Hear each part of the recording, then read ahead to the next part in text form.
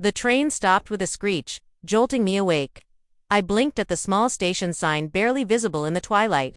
Ravenwood, it read, letters faded with age. I hadn't planned to get off here, but fate doesn't always wait for plans.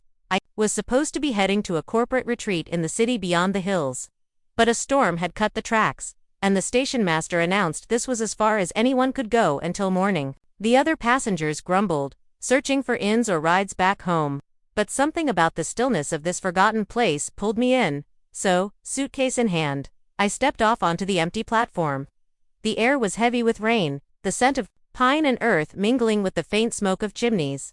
The village seemed caught in another time, stone cottages, narrow lanes, and a silence that felt both peaceful and unsettling. I was the director of a multinational company, used to skyscrapers, boardrooms, and the hum of city life. Here, everything was stripped down to simplicity, and I was alone, or so I thought. As I made my way through the dimly lit streets, a voice called out, "Lost, ma'am." I turned, startled. A man stood beneath a flickering lantern, dressed in a soldier's uniform, not the polished dress of parades, but worn, rugged fatigues that carried the weight of real battles. His posture was straight, his gaze steady. He looked out of place and yet completely at home in this quiet village. "I suppose I am," I admitted, managing a smile. "The storm stopped my train." He studied me for a moment, then stepped forward. "The inn's full. Tonight, I heard them turning people away, but my aunt has a spare room. It isn't much, but it's dry and warm." I hesitated. Trusting strangers wasn't in my nature. But there was something about him, an unshakable calm, a sincerity that disarmed me. Against my usual instincts, I nodded. "Thank you, that would be very kind." His name was Daniel. He had returned to Ravenwood after years of service abroad, carrying scars that weren't visible but lived in his silence. As we walked, he told me little about himself, yet his presence filled the emptiness of the streets. The house was modest, his aunt welcoming me with a warmth I hadn't expected. Over dinner, I listened to the stories of the village, the traditions, the hardships, the way time seemed to pause here while the rest of the world raced ahead. Daniel spoke little, but when he did, his words carried weight. That night, as I lay awake in the small guest room, I couldn't shake the image of him standing beneath that lantern, his eyes steady, his voice calm. He had appeared in the very moment I needed someone, and the thought unsettled me in ways I couldn't explain. The storm worsened, and what was meant to be a single night stretched into days. Roads were flooded, trains delayed, and Ravenwood became my reluctant refuge. Daniel became my guide, showing me paths through the woods, introducing me to villagers who looked at me with curiosity but no malice. Slowly, I began to see the cracks in his armor, the way his hands sometimes trembled when thunder rolled, the faraway look in his eyes when he thought no one noticed. He carried his past like a shadow, and though he tried to hide it, I could feel the weight of it pressing between us. One evening, as we stood by the river swollen with rain, I asked softly, "Do you ever regret coming back here?" His jaw tightened.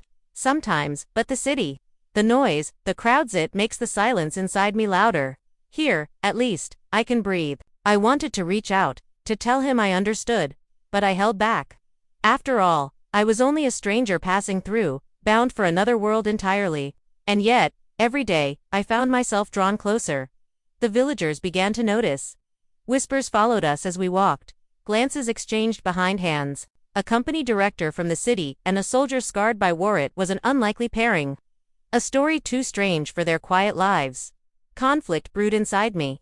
I had a life waiting for me beyond the hills, responsibilities I couldn't abandon, and he was tied to this forgotten village, anchored by his past and his need for peace. Love, if that's what this was, had no place here. But love doesn't wait for perfect circumstances. One night, the power went out as the storm raged harder than ever. Daniel lit a lantern, the glow casting shadows across his face. We sat in silence, listening to the wind batter the windows. Finally, he spoke. "You'll leave when the road's clear," he said quietly. It wasn't a question. "Yes," I admitted, my voice heavy. "I have to." He nodded, his expression unreadable. But in his eyes, I saw the same battle tearing me apart, the fight between duty and desire, between the safety of routine and the risk of something real. The suspense of the storm mirrored the storm within us. Each passing day made leaving harder, and yet, staying felt impossible. When the roads finally opened, the villagers celebrated. Life would return to normal. For me, it meant goodbye. On the morning of my departure, I found Daniel waiting by the station.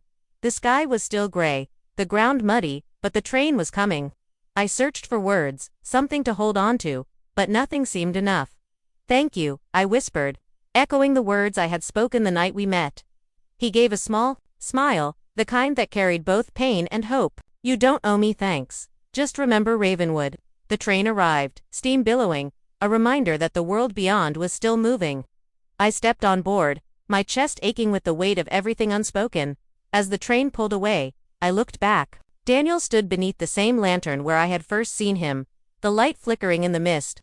Our eyes met one last time before the distance swallowed him, and though I left the forgotten village behind, I carried it with me the silence, the storm, and the soldier who had reminded me that love can appear in the most unexpected places. Even when it seems impossible to hold on to, sometimes, love isn't about staying forever. Sometimes, it's about the moment it changes you irrevocably. In a village the world has forgotten, but your heart never will.